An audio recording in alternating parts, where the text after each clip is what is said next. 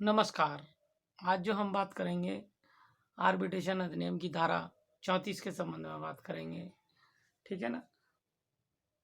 ये धारा बड़ी अच्छी धारा है जिसके संबंध में आप देखते होंगे कि आर्बिट्रेटर साहब के अवार्ड को चैलेंज किया जा सकता है। ये अपीलीय ऑर्डर है, एक तरह से आप मान सकते हैं।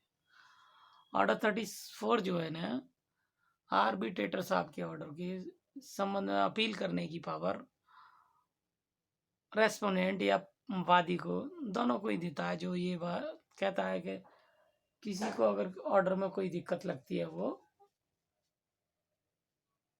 और धारा 34 के तहत मान्य न्यायालय के समक्ष अपनी अपील दाखिल कर सकता है।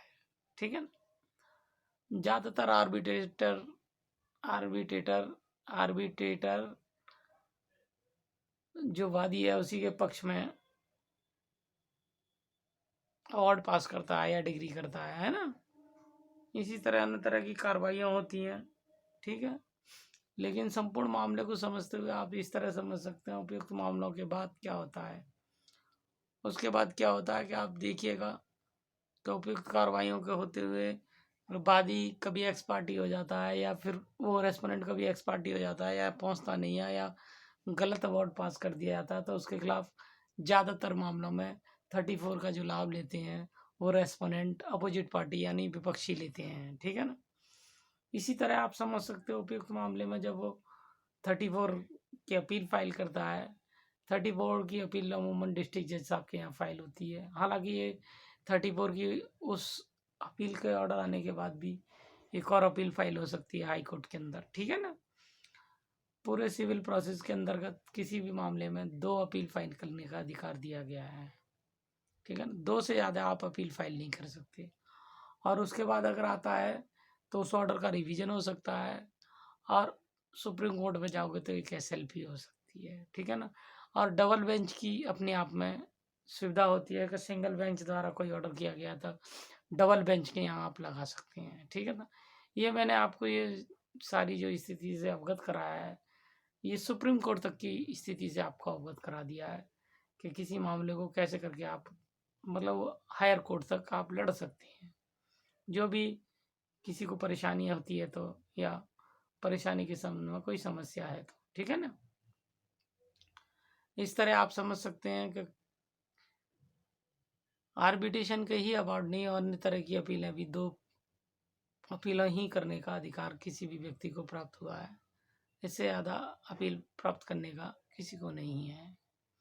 धारा 9 के अधीन जो 34 के अधीन वो किसी भी सूट में 34 के अधीन जो अपील फाइल होती है उसमें अमूमन रेस्पोनेंट ही होते हैं। कुछ अवार्ड एक्स पार्टी की होती हैं, कुछ अवार्ड किसी और रीजन की वजह से किए होते हैं, कुछ अवार्ड अन्य बहुत सारे रीजन होते हैं। आप प्रक्रियाएं देखेंगे और उन्हें समझेंगे तो आपको पता लगेगा कि गलत गलत तरीके से बहुत सारी चीज़ें पास कर दी जाती हैं, और जिन अपीलों के संबंध में इस तरह की दिक्कतें आती हैं और बहुत सारी समस्याएं होती हैं। ठीक है ना।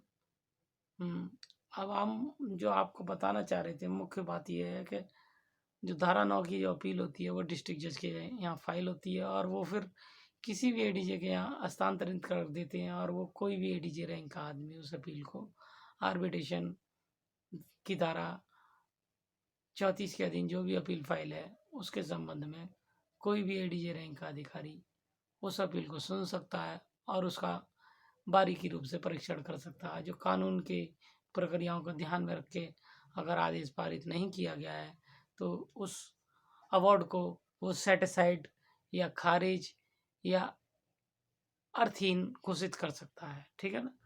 अगर कोई फाइनेंस इंटरेस्ट ज़्यादा लगा दिया है या सर्विस नहीं हुई है रेस्पोंडेंट पे, आप ये एक बहुत बड़ा रीज़न है आर्बिट्रेशन अवार्डों में कि एक्स पार्टी जो है ना, बहुत मामलों में एक्स पार्टी कर दिए जाते हैं नोटिस भेज के, जो लास्ट एड्रेस होता है।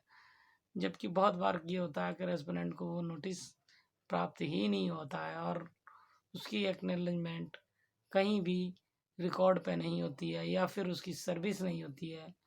और आर्बिट्रेटर साहब ये मानते हुए कि वादी के द्वारा सम्मन लास्ट जो एड्रेस है वो भेजा गया था और उसी पे सर्विस मान ली जाती है और उसे अवार्ड पास कर दिया जाता है।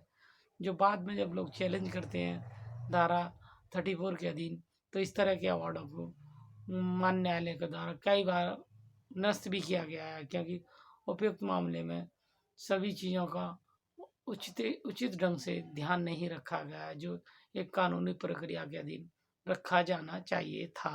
नमस्कार।